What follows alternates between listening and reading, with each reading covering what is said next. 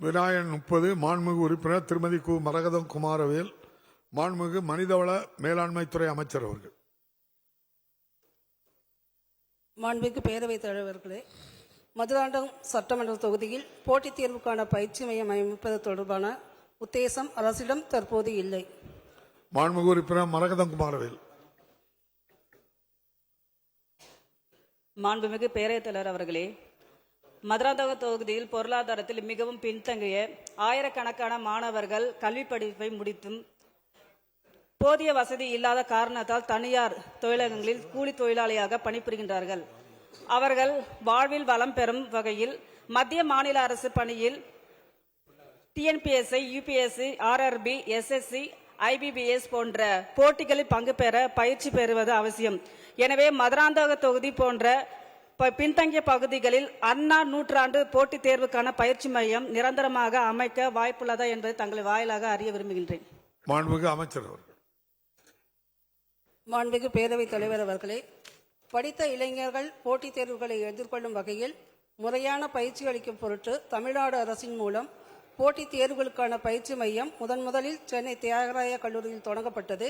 இதனை விரிவுபடுத்தும் பொருட்டு சென்னை, திண்டுக்கல், சேலம், கோயம்புத்தூர் ஆகிய இடங்களில் போட்டித் தேர்வு பயிற்சி மையங்கள் தொடங்க ஆணையிடப்பட்டுள்ளது. மேலும் இளைஞர் சக்தி நாட்டின் எதிர்காலம் என்பதை உணர்ந்த மாண்பு முதலமைச்சர் அவர்கள் இளைஞர்களை கல்வி பொருளாதாரத்தில் முன்னேற்றம் அடைய செய்திடும் வகையில் இந்தியாவிலேயே முதல் முறையாக நான் முதல்வன் என்னும் திட்டத்தை அறிமுகப்படுத்தியுள்ளார்கள். மாண்புமிகு துணை முதலமைச்சர் அவர்களின் சீரிய தலைமையின் கீழ் செயல்படும் சிறப்பு திட்ட செயலாக்கத் துறையின் மூலம் தமிழ்நாடு இளைஞர்கள் போட்டித் தேர்வுகளில் வெற்றி பெறுவதற்கு பயிற்சி மற்றும் இதர உதவிகள் வழங்கும் நோக்கில் நான் முதல்வன் திட்டம் கீழ் போட்டித் தேர்வுகள் பிரிவு தொடங்கப்பட்டு ஒன்றிய பணியாளர் தேர்வாணையம் நடத்தும் பல்வேறு போட்டித் தேர்வுகளை எதிர்கொள்ள தமிழ்நாடு முழுவதும் 46 மையங்கள் ஏற்படுத்தப்பட்டுள்ளன. இந்த மையங்களின் மூலம் கட்டணமில்லாத பயிற்சி வகுப்புகள், பயிற்சி தேர்வுகள் மற்றும் பாட புத்தகங்கள் வழங்கப்பட்டுள்ளது. இதன் மூலம் 5000க்கும் மேற்பட்ட மாணவர்கள் பயன்பெற்றுள்ளார்கள் என்பதை தங்களின் வாயிலாக அவைக்கு தெரிவித்துக் கொள்கிறேன். இதுபோலவே ஒவ்வொரு மாவட்டத்திலும் தொழிலாளர் நலன் மற்றும் திறன் மேம்பாட்டுத்துறை சார்பில் தன்னார்வ பயிலும் வட்டங்களில் அனைத்து போட்டித் தேர்வுகளுக்கான கட்டணமில்லா பயிற்சிகள் அளிக்கப்பட்டு வருகின்றன. தங்கள் தொகுதி உள்ள செங்கல்பட்டு மாவட்டத்தில் டிஎன்பிஎஸ்சி குரூப் 4 போட்டித் தேர்வுக்கான பயிற்சி வகுப்புகள் 8/1/2025 முதல் தொடங்கப்பட்டு 63 மாணவர்கள் பயிற்சி பெற்று வருகிறார்கள். இவ்வாறு பல்வேறு துறைகளின் கீழ் போட்டித் தேர்வுக்கான பயிற்சி மையங்கள் தொடங்கப்பட்டு வருவதால் மாண்புமிகு உறுப்பினர் அவர்கள் கோரிய மதுராந்தகத்தில் தனியாக போட்டித் தேர்வுக்கான பயிற்சி மையம் ஏற்படுத்த வேண்டிய தேவை எழவில்லை என்பதை தங்கள் வாயிலாக மாண்புமிகு உறுப்பினர் அவர்களுக்கு தெரிவித்துக் கொள்கிறேன். மாண்புமிகு உறுப்பினர் மரகதம் குமாரவேல். மாண்புமிகு பேரவைத் தலைவர்களே, செங்கல்பட்டு மாவட்டத்தில் போட்டித் தேர்வுக்கான மையங்கள் இருக்கின்றது. ஆனால் இருந்தாலும் மதுராந்தகம் தொகுதியில் பின்தங்கிய மாணவர்களின் நலனுக்காக தான் எங்களுடைய தொகுதியில் கேட்கின்றேன். இது அரசு பரிசீலிக்க வேண்டும் என அன்புடன் கேட்டுக்கொள்கிறேன். மாண்புமிகு பேரவைத் தலைவர்களே, திமுக தனது தேர்தல் அறிக்கையில் பொதுத்துறை நிறுவனங்களில் மற்றும் அரசு நிறுவனங்களில் 10 ஆண்டுகளுக்கு மேலாக பணிபுரியும் தற்காலிக மற்றும் ஒப்பந்த தொழிலாளர்கள் நிரந்தர வேலை வாய்ப்பிற்கு பரிசீலிக்க அளிப்பவர்கள் என்று கூறியிருக்கிறார்கள். ஆனால் தற்போது அரசின் பெரும்பாலான துறைகளில் அவுட் சோர்சிங் முறையில் பணியாளர்கள் நியமிக்கப்படுகிறார்கள். அவ்வாறு நியமிக்கப்படுகையில் இடஒதுக்கீடு பின்பற்றப்படுவது இல்லை.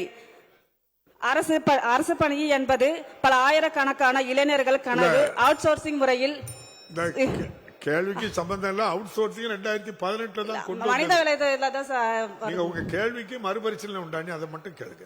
கேள்வி அவுட் சோர்சிங் முறையில் பணியாளர்கள் நியமிக்கப்படுவார்களா? இளைஞர்களின் பெருங்கனவு வெறும் கனவாக மாறி வருவது. எனவே தமிழக அரசை நேரடியாக இடஒதுக்கீட்டு அடிப்படையில் பணியாளர்களுக்கான நியமிக்க அரசு முன்வருமா என்று தங்கள் வாயிலாக அறிய விரும்புகின்றேன். மாண்புமிகு அமைச்சர். மாண்புமிகு பேரவைத் தலைவர் அவர்களே, மாண்புமிகு உறுப்பினர் அவர்கள் அவருடைய தொகுதிக்கு கேட்கிறாங்க. இப்போ மாவட்டம் முழுவதும் நம்ம தொழிற்பயிற்சி வேலைவாய்ப்பு பயிற்சி துறை மூலமாக நம்ம ட்ரைனிங் கொடுத்துக்கிட்டு இருக்கோம். இருந்த போதிலும் நம்ம அண்ணா மேனேஜ்மெண்ட் இன்ஸ்டிடியூட்டில் இதில் சிறப்பு கவனம் எடுத்துக்கொண்டு வருகிறார்கள்.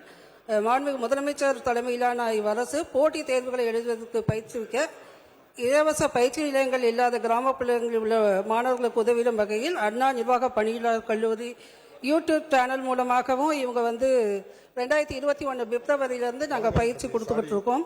இணைய வழி மூலம் வகுப்புகள் நடத்தப்பட்டிருக்கு. இதுக்காக முதலமைச்சர் அவர்கள் 1 கோடி ரூபாய் நிதி ஒதுக்கீட்டு செய்யப்பட்டு இந்த திட்டம் சிறப்பாகவே செயல்படுத்தி கொண்டு இருக்கிறது. அதே போல அண்ணா யூனிவர்சிட்டி மேனேஜ்மெண்ட் டிஎன் என்ற காணொலி பாதையில் இது வரைக்கும் 4 லட்சம் பேர் பதிவு செஞ்சுருக்காங்க. 4 கோடி பேர் இதை யூடியூப் சேனலில் பார்த்துருக்காங்க. அது மட்டும் இல்லாமல் ஒரு ஆப் ஒன்று உருவாக்கி இருக்கும். நோக்கம் என்று பெயரிடப்பட்ட இந்த செயலியில் போட்டித் தேர்வுகளை தங்கள் பதிவு செய்து கொள்ளலாம். இதன் மூலம் மத்திய அரசு பயிற்சி வழங்கக்கூடிய அனைத்து போட்டித் தேர்வுகளுக்கான பயிற்சிகளும் இந்த திட்டத்தின் மூலமாக கொடுத்து கொண்டிருக்கோம். அதே போல வேலைவாய்ப்பு 75,000 நபர்களுக்கு அரசு வேலைவாய்ப்பு வழங்கப்படும் என்று முதலமைச்சர் அவர்கள் அறிவித்திருக்கிறார்கள். டிஎன்பிசி மூலமாக இந்த ஆண்டு மட்டும் 10,952 நபர்களுக்கான தேர்வுகள் நடத்துவதற்கான திட்ட அட்டவணை வெளியிடப்பட்டுள்ளது. அதே போல இந்த டிசம்பர் 24 வரைக்கும் கிட்டத்தட்ட 60,000 பேருக்கு மேல அரசு பணி டிஎன்பிசி மூலம் மட்டும் இல்லாமல் உள்ளாட்சி அமைப்புகள் அனைத்து துறைகள் மூலமாக கருணை அடிப்படையிலான பணிகள் மூலமாக வழங்கப்பட்டு வருகிறது. ஸோ நம்முடைய தேர்தல் அறிக்கையை சொன்னபடி மாண்பு முதலமைச்சர்கள் இந்த வேலைவாய்ப்பை பொறுத்த வரைக்கும் இளைஞர்களுக்கு அளிக்க வேண்டும் என்ற பெரும் முயற்சி எடுத்து வருவதனால் கண்டிப்பாக வேலைவாய்ப்புகள் அதிகரிக்கப்படும். அதே போல ரிசர்வேஷன் பாலிசி பொறுத்த வரைக்கும் நீங்கள் சொன்னீங்க அவுட் சோர்சிங்கில் எடுக்கிறவங்கிறது சொல்லிக்கிட்டு இருக்கீங்க. ஸோ அவுட் சோர்சிங்கில் எடுக்கும்போது நம்ம ரிசர்வேஷன் பாலிசி ஃபாலோ பண்ணுறதுக்கு சிரமமாக இருக்கும். அதனால் அதையும் முதலமைச்சர் கவனத்துக்கு ஏற்கனவே எடுத்து செஞ்சுருக்கிறோம். ஸோ உரிய அரசு ஆய்வு செய்து துறை சிறப்பாக அதற்கு ஒரு முடிவு எடுக்கும் என்பதை தங்கள் வாயிலாக மாண்புமிகு உறுப்பினர் அவர்களுக்கு தெரிவித்துக் கொள்கிறேன். செய்திகளை உடனுக்குடனும் துல்லியமாகவும் தெரிந்து கொள்ள சப்ஸ்கிரைப் பண்ணுங்க.